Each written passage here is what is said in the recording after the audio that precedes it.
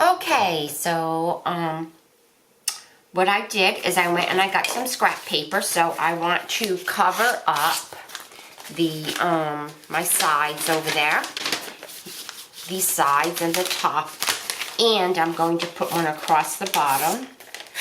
So just tear this or use your cutter. Oops, here we go.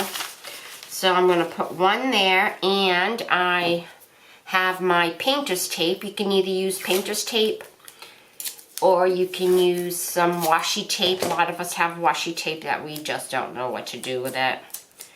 So use this there and there. I just don't want it to move while I'm working on that area. So put the straight edge down.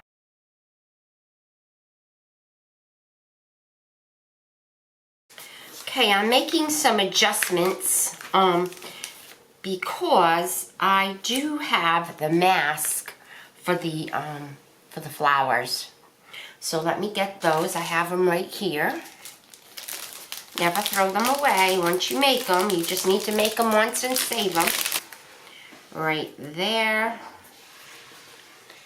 And then I have, and I hope I have that one cut out. So I cannot find the stamp set that I used over here. Alright, I'm going to have to do this without that having a mask. It's really, really important to put your stuff back where it belongs. Everything should have a spot so that, and be consistent where you put things.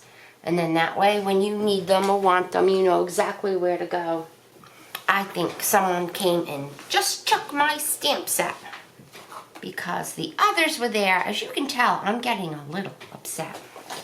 Okay, get over it, Annie. I am going to use the this dark purple paint, which is Dina Wakley.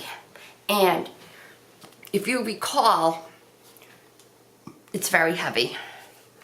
So you need your paint,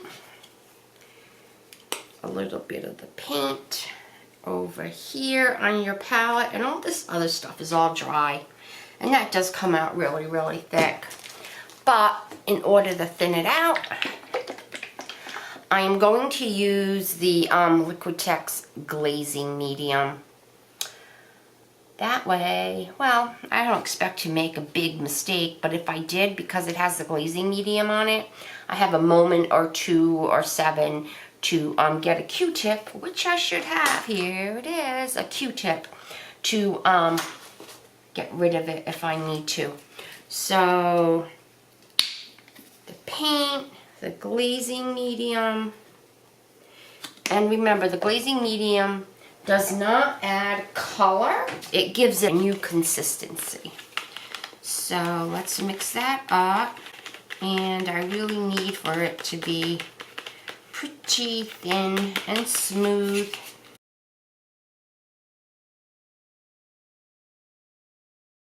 Seems good. Wipe off your palette knife and put it away where it belongs so we know where to find it. When I am done with this project, I am going to go and put everything where it belongs so I can start my new project. Okay, so what we're going to use is a fan brush. You need a brush that is going to hold your medium in there. And why this has water in it, I don't know. But I needed some, so there it is. Paper towel. Blot things on. Here we go. Paper towel. What I like to do is to get the paper towels and just cut them up just so that they last longer. You're not being wasteful, being a little frugal. And then I actually cut them again. I got this great camera. I bought it this past August for my niece's wedding, because the camera I had before that, it was good, but it sort of died and it didn't have a video on it. So I did get some beautiful pictures, but you know what? you need to practice.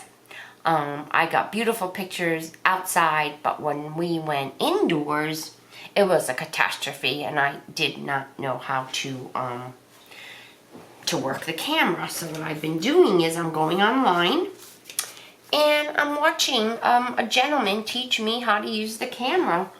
And I do exactly what I said I do when I go to do a video, watch a video to learn something, is that I'll listen, I'll stop them, I'll even take a note, or I have my camera right on my lap and I'm doing what he says. So every time I take a video, I go to YouTube, I find him, and I set up, you have to have certain settings to do this. And I'm getting a little bit better at it, in the sense that I am remembering what he is saying, and I don't need to, like today, I didn't need to go and listen to his setup because I remembered. All right, I don't know, this seems a little thick. So what I did is I loaded up the brush. You know what, I'm gonna add some water to that. All right, so I loaded up the brush. And now what I'm going to do is, it's coming, oops, I'm just going to splatter it.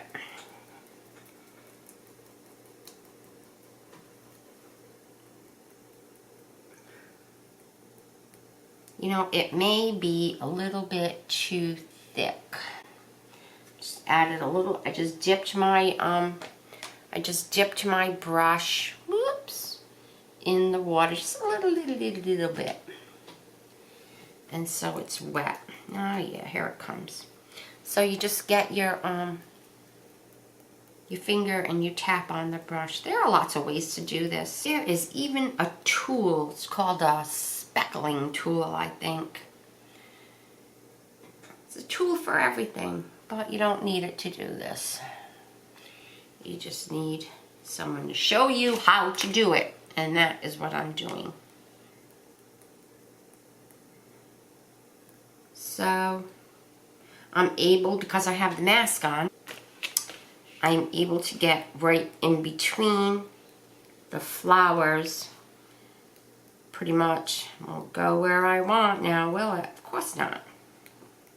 And add some of that, what did I call it? Spackling? Not spackling. Splatter. Splattering. All right, this is definitely it. I think I'm going to teach this class pretty long. I think I can do this as a workshop on a canvas.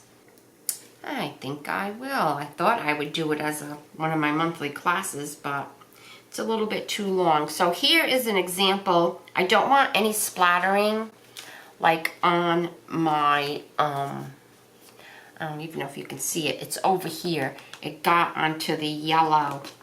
Wiped it right up because it has that medium in it, and because there's a coated medium on here. And you know what? I think I am going to splatter a little bit on the flowers. It only adds dimension, but I think I'm done. So I'll do a close-up of this after it dries. I'll remove the my mask, and I am done.